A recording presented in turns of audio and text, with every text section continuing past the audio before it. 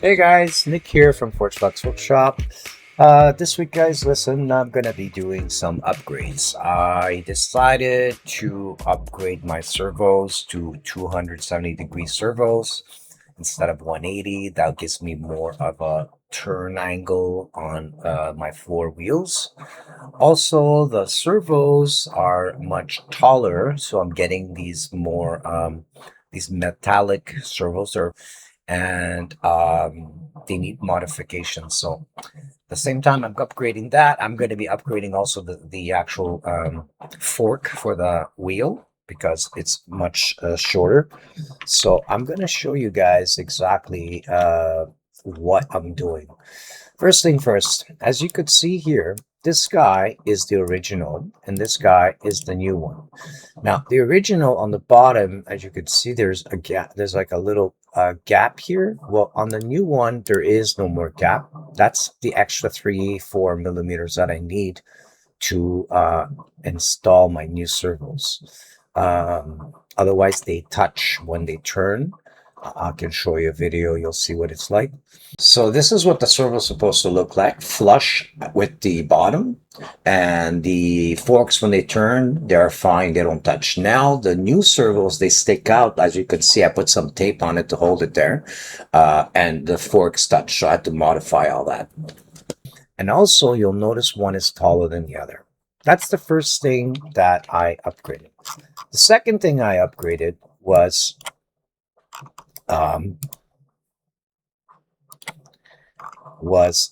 the axle for the wheel. So this and these two, okay, these two combine together, okay, and the motor goes right here. Now, the ones that I'm printing now are much longer. They look like this. Let me show you here, because it's printing as we speak. They're much longer, and you could see the angle. The angle here is a little different. It has like a little slice compared to the other one. The other one is curved, this one is not curved.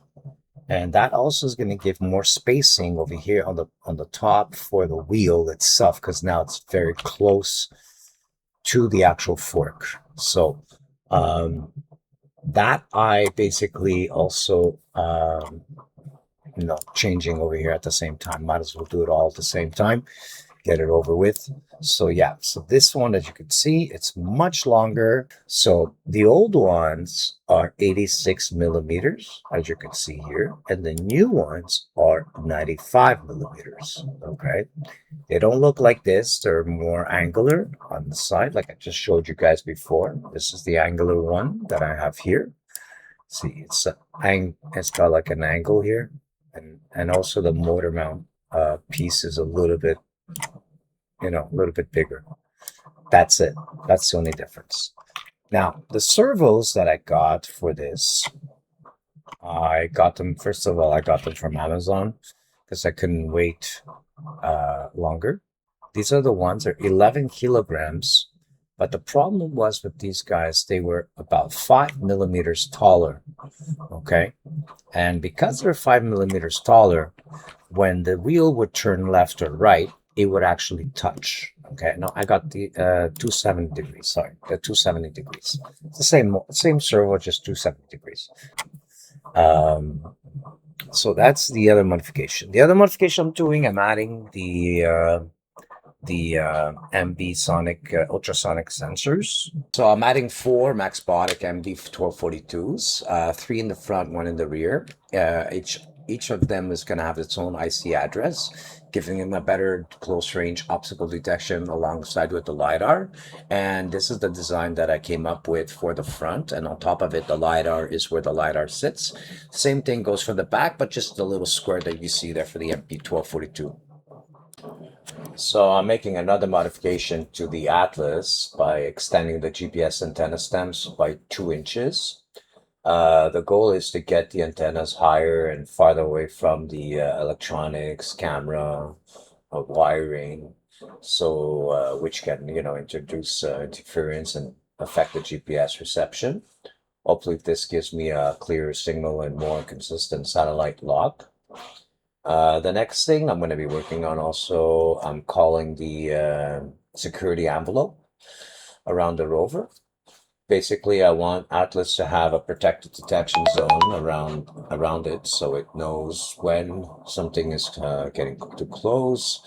I'll be using the LiDAR and the ultrasonic sensors, including 3 sensors in the front, 1 in the rear, with the Raspberry Pi processing that information. The idea is to give the Atlas another layer of awareness and safety while it's navigating on its own.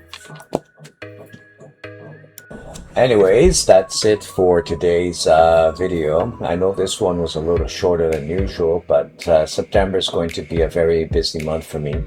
I'll be traveling quite a bit across Canada, so I'm not sure how many full videos I'll be able to put together. I'll definitely try to post something during September, and I may also throw up a few shorts along the way just to keep you guys updated on what's happening and what I'm working on. Once I'm back, we'll get right back into the bigger projects and some more detailed videos.